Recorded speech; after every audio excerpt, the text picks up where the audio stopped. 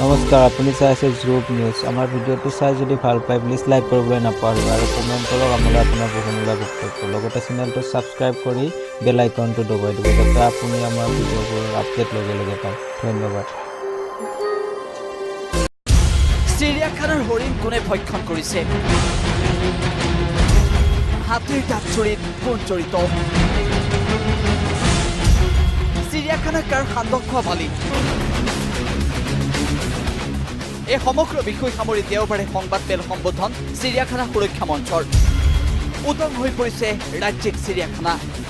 প্ৰতিদিনে মৃত্যু হয় চিৰিয়াখানাৰ জীৱ জন্তুৰ।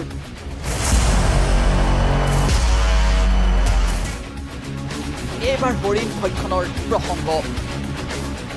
আমি শেহতীয়াভাৱে আন এটা অভিযোগ উত্থাপন কৰিছোঁ। সেই অভিযোগটো হৈছে চিৰিয়াখানাৰ ভিতৰত মুক্ত বিচৰণৰ হৰিণবোৰ তেওঁলোকে খাই শেষ কৰিছে। 30 বছৰ ধৰি চিৰিয়াখানাতে কাম কৰি আছে একাংশ কৰ্মচাৰী। একাউণ্টছ বিভাগৰ কিছুমান এনেকুৱা মানুহ আছে যাৰ 30 বছৰ পৰ্যন্ত হৈছে। প্ৰমোচনো নলয়, বতলিও নহয় তেওঁলোক। হৰিণ ভক্ষণ, হাতী দাঁত চুৰিত জোৰ একাউণ্ট বিভাগৰ কৰ্মচাৰী। এই বিস্ফোৰক মন্তব্য সুৰক্ষা মঞ্চৰ। একাউণ্টছ বিভাগৰ কিছুমান এনেকুৱা মানুহ আছে যাৰ 30 বছৰ পৰ্যন্ত হৈছে ইয়াতে। তেওঁলোকে কোৱাৰ্টাৰৰ কাষত নিজা কনষ্ট্ৰাকশ্যনেৰেও কিছুমান ৰুম বনাই লৈছে। তাৰমানে সিহঁতে প্ৰমোচন পালেও নাযায়।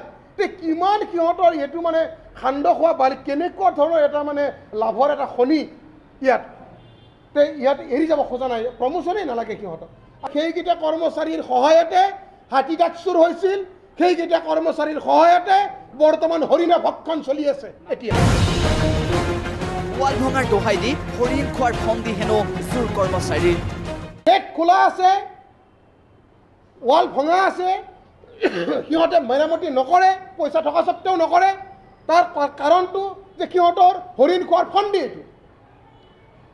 আজি বহু কৰ্মচাৰী ট্ৰেন্সফাৰ হ'ল, কিন্তু সেই কেইটামান বিশেষ কৰ্মচাৰীৰ ক্ষেত্ৰত আমি প্ৰশ্ন উত্থাপন কৰাৰ যুক্তি আছে। চিৰিয়াখানাত প্ৰকৃততে এনেধৰণৰ ঘটনা সংঘটিত হৈছে নেকি? সুৰক্ষা মঞ্চৰ অভিযোগ যদি সত্য, তেন্তে বন বিভাগে কিয় কাৰ্যব্যৱস্থা গ্ৰহণ কৰা নাই? ক'ত আছে বন মন্ত্ৰী? স্পষ্টভাৱে কৈছোঁ, তাত বাহিৰে বেলেগ কোনো তথ্যৰে বুজাব নোৱাৰে। যদি হৰিণা তেওঁলোকে নাখায়, যদি তেওঁলোকৰ সৎ মনোবৃত্তি হয়, তেতিয়াহ'লে দেৱাল ভঙা অৱস্থাত হৰিণ কিয় ৰাখিব? আমি অভিযোগ দিবই নালাগে। আৰু চব কথা যে ৰাইজে অভিযোগ দিব যে ইমান সোপা কৰ্মচাৰীক দৰমহা দি ৰখাৰ কাৰণ কি হ'ল? যদি আমি পাব্লিকে চব কথা কৈ থাকিব লাগে, সকীয়াই থাকিব লাগে, সকীয়াই থকা স্বত্তেও যদি নকৰে। সঁচাই পূৰ্বৰ তুলনাত কমি আহিছে চিৰিয়াখানাৰ জীৱ জন্তুৰ সংখ্যা। ইয়াৰ কাৰণ এইবোৰেই নেকি?